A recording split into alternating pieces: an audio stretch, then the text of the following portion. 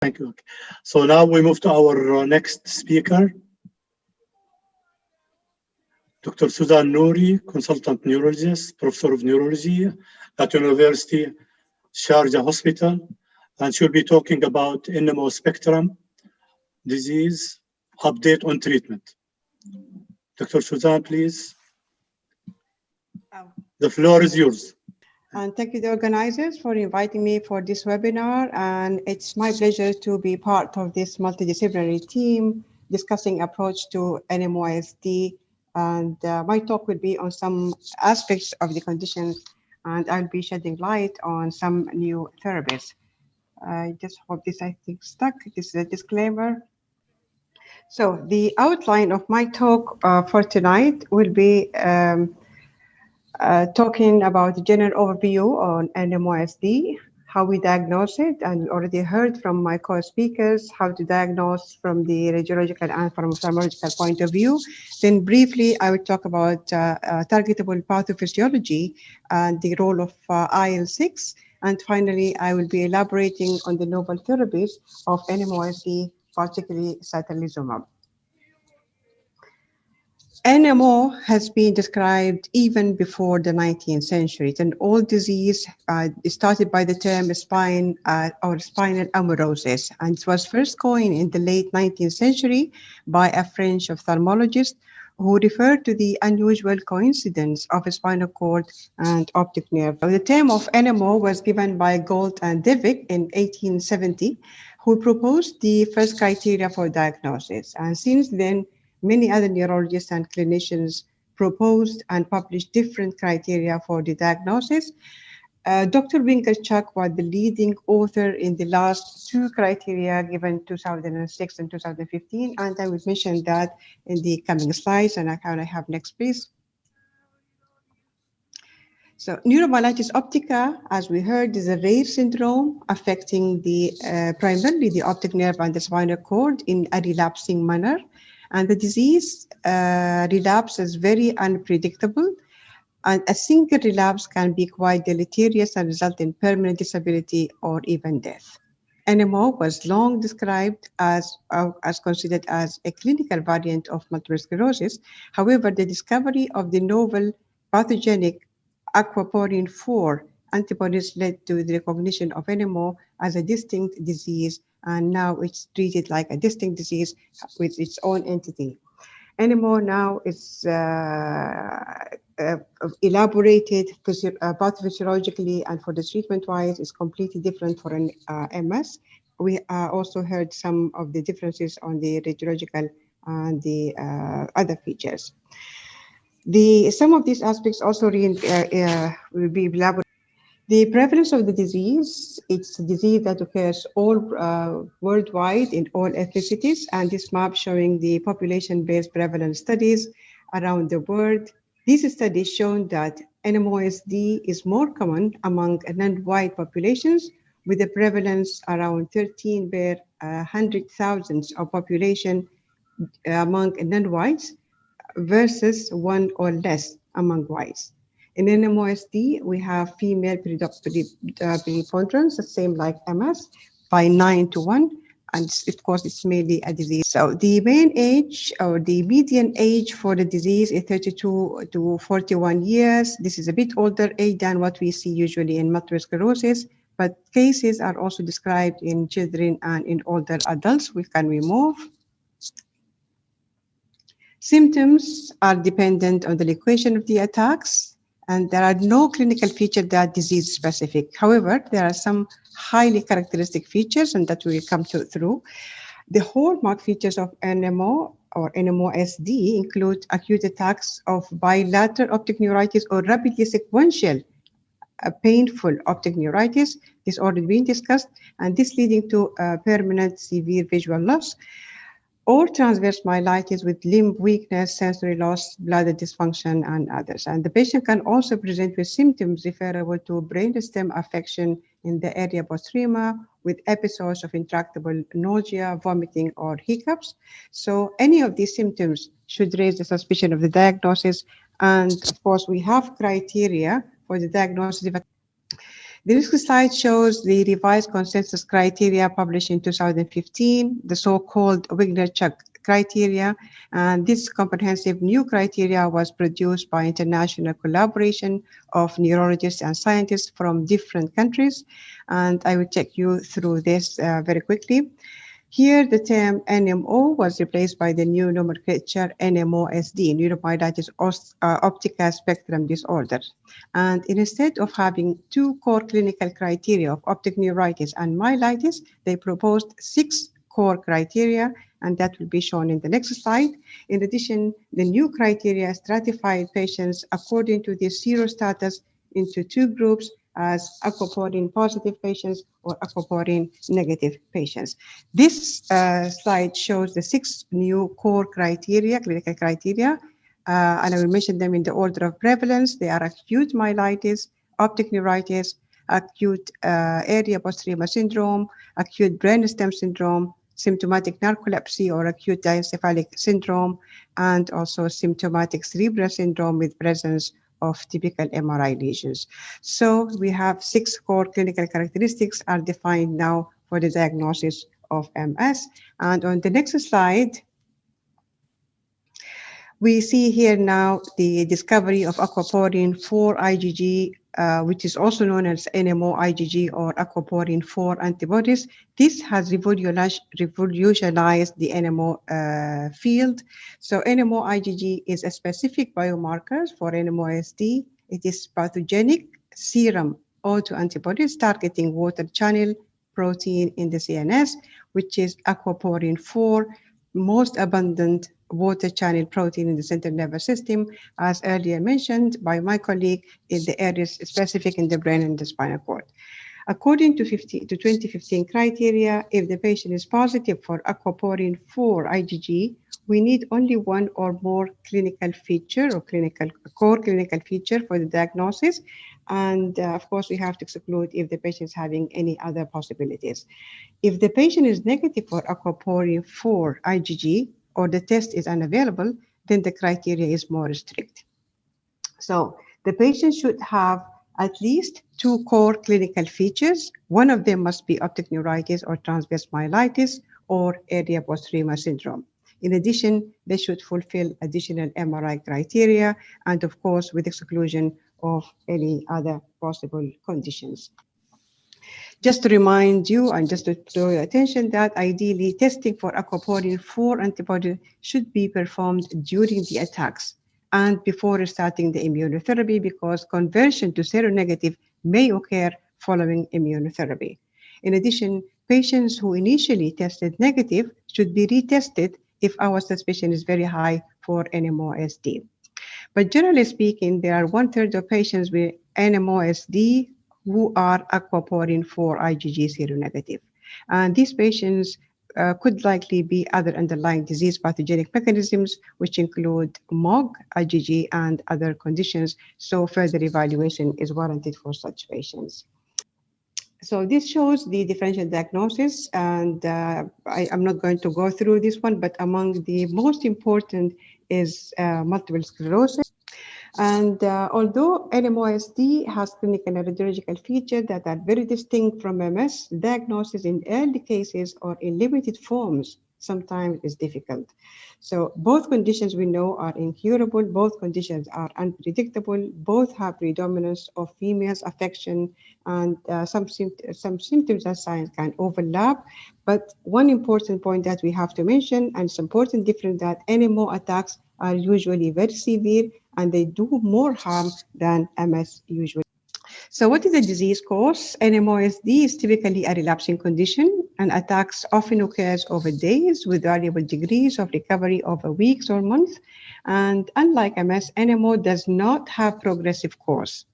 In NMOSD, the progression seems to correlate very tightly with the relapses, and disability accumulates because of the relapses, not in between the relapses as we see in multiple sclerosis. This is very distinct from MS, where we can see a progression or worsening disability without having superimposed relapses.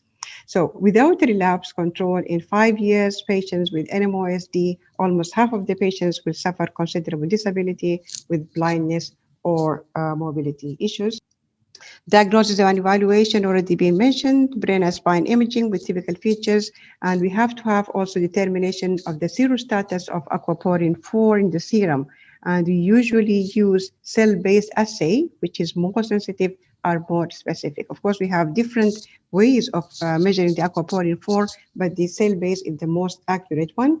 CSF analysis is not required because we don't need to check the Aquaporin 4 in the CSF, but CSF can be performed in case that we have suspicion and we need to exclude other conditions like multiple sclerosis. The treatment goal is to prevent further relapses. And the rationale for treatment of acute and recurrent attacks in NMOSD focuses on reducing the frequency and severity of relapses. All patients with suspected NMOSD should be treated for acute attacks using high-dose intravenous methylprednisolone. My colleague just mentioned that he will depend on the visual acuity for starting methylprednisolone or just observe. But we advise for intravenous methylprednisolone, and for patients with severe symptoms or vision loss not responding to steroids, we recommend a plasma exchange carried out every other day up to a total of 7 exchanges. And for attack prevention, immunosuppressive drugs are used off-label, and that includes corticosteroids, azathioprine, mycophenolate mofetil, and rituximab. All appear to be effective in preventing relapses. However, none has been evaluated in randomized controlled trials, and of course, none is FDA approved for such use. Treatment with MS medications are ineffective and possibly harmful. With certain drugs that is shown here, they can increase the relapse in NMOSD and make it worse. So in order to have a disease-specific drug or a mechanism-based drug, one must understand the pathophysiology of that disease. The pathophysiology of and mechanism of NMOSD was figured out recently, and that has led to discovery of 3 promising agents for prevention of relapses of NMOSD. It's thought that B cells play a central role in the pathogenesis of NMOSD, and that immune activation is initiated in the peripheral immune system, where pathogenic Aquaporin 4 antibodies are generated by the plasmablasts and in interleukin-6 dependent manner. And Aquaporin 4 antibodies then enter the CNS and bind to Aquaporin 4 food processes of the blood-brain barrier astrocytes, forming complexes of antigen antibody. And these complexes they activate the complement cascade, and that ends up causing astrocyte death and demyelination. So based on this understanding of the disease pathology, this figure shows the target of all 3 novel drugs approved for NMOSD prevention. We have Neplizumab targeting CD19. We have Eculizumab, which is anti-complement C5, blocks complement pathway, and we have Satralizumab. Our talk will be on this now. It's an anti-IL6 receptor, so I'll elaborate a bit more on that. If I can have the next slide, please. So what's the role of interleukin-6 or IL6 in the pathogenesis of NMOSD? Interleukin-6 is a cytokine that is involved in many functions throughout the body, not only the central nervous system. IL6 is normally sensitized in response to infections or tissue injury, where it regulates the immune response. So persistent production or dysregulation of IL6 plays a critical role in the pathogenesis of several autoimmune disorders, including SLE, rheumatoid arthritis, and NMOSD. So, and IL6 high levels were encountered in patients who have acute relapses in NMOSD, both in serum and in the CSF. This is a complicated slide. It only shows how IL6 is thought to participate in the pathogenesis of NMOSD in a number of ways, mainly activation of autoimmune cascade and inducing production of pathogenic antibodies. It increases permeability of blood-brain barrier and facilitates infiltration of antibodies and pro-inflammatory cells inside the central nervous system. And then the activated complement, as we mentioned, lead to killing of the astrocytes, secondary demyelination, and axonal damage. Next, Satralizumab blocks signaling of IL6, preventing this damage. So Satralizumab is a humanized monoclonal antibody targeting IL6 receptors selectively. It prevents IL6 from binding and therefore inhibiting the inflammatory signaling pathway produced by IL6. So, and by doing so, Satralizumab suppresses relapses in patients with NMOSD. Satralizumab is engineered with recycling technology to prolong plasma half-life. And it has been studied in a large randomized controlled trials, the Sakura studies, which we see in the next slide. So Sakura studies, both Sakura Sky and Sakura Star were randomized placebo-controlled phase 3 clinical trials of Satralizumab in patients with NMOSD. Sakura Sky was an add-on trial where the patients continued receiving their usual immunosuppressive therapy, whereas Sakura Star was a monotherapy trial evaluating Satralizumab versus placebo. In both studies, patients received 120 milligrams of subcutaneous Satralizumab as loading doses at weeks 0, 2, and 4, and then maintenance doses every 4 weeks thereafter. Patients who experienced a relapse or who reached the end of the double-blind period were entered the open-label extension and received Satralizumab on the same dose and schedule. The key differences and inclusion criteria are noted in the table below. The adolescents aged 12 to 17 were permitted in Sakura Sky trial, but not in Sakura Star, and patients in Sakura Sky were required to have at least 2 relapses in the prior 2 years, whereas patients in Sakura Star could enter after just 1. The Sakura studies, both of them enrolled a broad range of patients, including Aquaporin 4 IgG seronegative patients in both trials. Aquaporin 4 positive patients were the majority, represented almost 2/3 of the study population. We have some exclusion criteria shown: pregnancy, of course, and lactation, other demyelination diseases like MS or any active infection, any prior treatment with anti-IL6 or anti-CD20 within prior 6 months were all the exclusion criteria. The objectives of the study was to evaluate the efficacy and safety of Satralizumab compared to placebo in patients with NMOSD, in addition to baseline treatment. So the primary endpoint was time to first protocol-defined relapse as indicated by independent committee. And the key secondary endpoint was change in pain score and visual analog scale from baseline to week 24, and change in fatigue score measured by FACIT from baseline to week 24. And key safety endpoints assessed incidence and severity of adverse events as reported by patients or the caregivers. As demonstrated by these 2 Kaplan-Meier plots, during the double-blind period, Satralizumab significantly reduced the risk of protocol-defined relapses versus placebo in Aquaporin 4 positive patients, 78%. In Sakura Sky and 74% in Sakura Star. At week 96, you can see here 91% of patients in Sakura Sky were relapse-free, whereas 77 were free of relapses in Sakura. Sakura studies also showed reduced risk of relapses in both Aquaporin 4 positive as well as Aquaporin 4 negative patients. However, the percentage of risk reduction was not as impressive in Aquaporin 4 negative group. It's like, if you can see, it's like a 34% as compared to 79% in Aquaporin positive patients. And we all know that Satralizumab has now been approved for the use of Aquaporin positive NMOSD patients.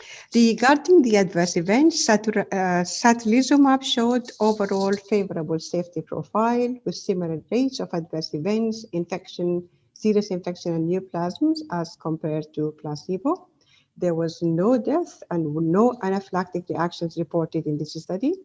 Injection-related reactions was slightly higher in Satralizumab patients, 20% compared to 5% in placebo. Longer exposure to Satralizumab in the open-label extension period did not affect the rates of adverse events, as you can see, and the serious events, infection or serious infection, were not changed in the open-label extension. Now, NMOSD is rare chronic inflammatory autoimmune disease of the central nervous system, can be debilitating and disabling, and disability accumulates, as we mentioned, with each relapses. With our better understanding of the disease mechanisms, now we know the role of IL6 in the inflammation and damage to the central nervous system. So both Sakura studies support the role of IL6 mediated effects in NMOSD pathophysiology. Satralizumab is a humanized IL6 receptor antibody, was engineered to maximize suppression of IL6 signaling, reducing the damage occurred to the central nervous system. Satralizumab as a monotherapy or as add-on in phase 3 studies reduced risk of relapses as shown, favorable safety profile, and that was maintained over a longer treatment period. Okay, with that, I would like to thank you for your attention.